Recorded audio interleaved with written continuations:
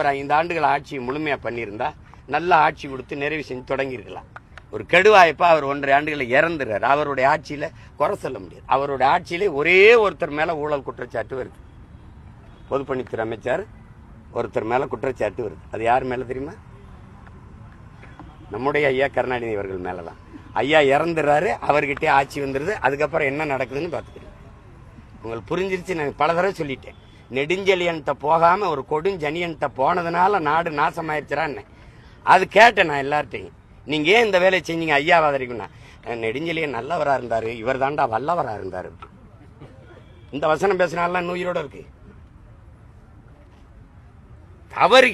நீ புதிய ஒரு கோட்பாடு கொண்டு வரும்போது வரலாறு திரும்புதுன்ட்டு அதே இடத்துல நின்றுகிட்டு இருந்தா நாங்க தான் வரலாறு திரும்புதுன்றோம். பெரியார் தான். பெரியார் இல்லைன்னா இங்க ஒண்ணும் இல்ல.